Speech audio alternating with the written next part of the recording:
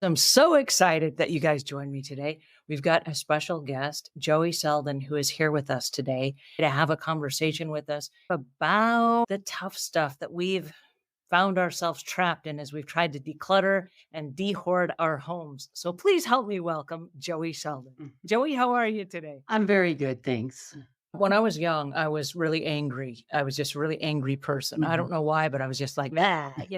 And when I came in, I started coming to awareness of my own personal energy. I realized that I have personal power. And if I'm not careful, I'm going to use it in a bad sort of way that's Mhm. going to like ruin friendships and stuff. Mhm. And so at the time, and I love to sew. And so for me, and you talk about the imagination, for me, I was thinking of threading a bobbin, and you put the bobbin on top of the sewing machine and Mhm. you hold your finger here. And as the machine spins, the bobbin spins, the thread goes up and down and up and down, and it creates this Mhm. bobbin full of thread. Right. So I imagined that I was in the center of the bobbin and there was this great big bobbin of white light that was going around me. And I would, every day before I would leave the house, I would stand at the front door and I would imagine this bobbin of light going around me, just like encompassing me. And I was like, okay, now I'm protecting myself from exploding on other people. And I'm Mhm. going to invite people into my space. They're not going to just like bounce in because there's this little barrier of white light. Mhm. And so before I interact with anyone, to be consciously aware, I've got this little protection around me. So I'm safe and other people are safe from me. But if I'm going Mhm. to interact with them, I have a choice as to whether or not I'm going to invite them in. And I'm going to be careful that I don't just bit on them.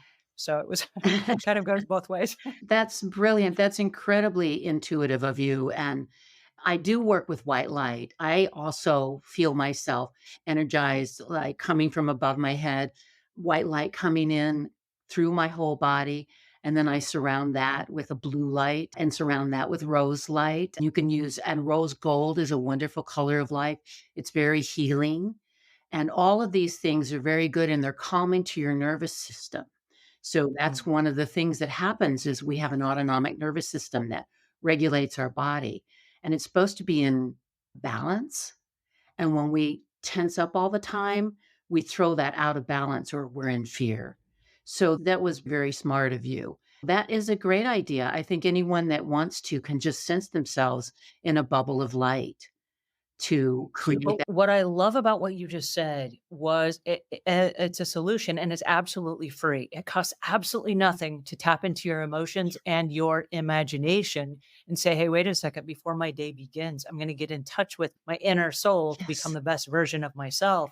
And I have control of imagining this bubble or this car of light around me Mhm. that's going to protect me as I go on whatever the day is. And we Yes. go back to the people that are overloaded with illness or whatever it is. I look at attorneys and all day, every day, they've got this angst of if I say the wrong thing or if I don't present something the right way, somebody could go to prison for life. And so Yeah. they've got this immense Right. responsibility. And before you leave for the day and you go out into the world of that, which is this huge, overwhelming responsibility of saving someone's life or saving someone's career or Mhm. whatever it is, it's an amazing opportunity to stop and say, "Hey, wait a second. I'm gonna just get grounded and I'm gonna check myself here before I Yes. move forward." Yes, and the imagination is so powerful. You could imagine I do this with a white light coming down, and it's literally, I sense it pushing out any debris inside of me, like stress, tension, old anger, or whatever, and just going down. So then I feel it coming out the soles of my feet down into the earth to be composted so that it then grows something positive, but it takes that energy out of my body. We can manage our own energy, but you have to know that you have that. You have the energy and you have the ability, and we can say the power, but it's really the agency. I like to liken it that you are the queen of your domain or king. And if you are the kind that ignores your emotions are your subject. And so if you're in your ivory tower and you're just all concerned with yourself and you're in denial of these emotions, they're going to rebel one day. And they do cause physical illnesses and also dysfunctional behavior. Or are you the kind of queen who has open house on a regular basis and says, "Oh, come, subject, come, emotions, come tell me what's going on with you. Oh, let me listen. Let me now I can, as the one in charge, say, "Ah, that's where that was coming from." Sometimes anger is a big one. It is a boundary setter. Sometimes I am righteously angry. Someone crossed a boundary, and my reaction is to say no. But sometimes it's coming from inside of myself because I have a belief that is a filter through which I'm taking in information and then I get angry. But really, it's a defense against my own sense of powerlessness or my own sense of inadequacy. So these are the kinds of things that can show up if we just stay present with our feelings so that we can really understand them.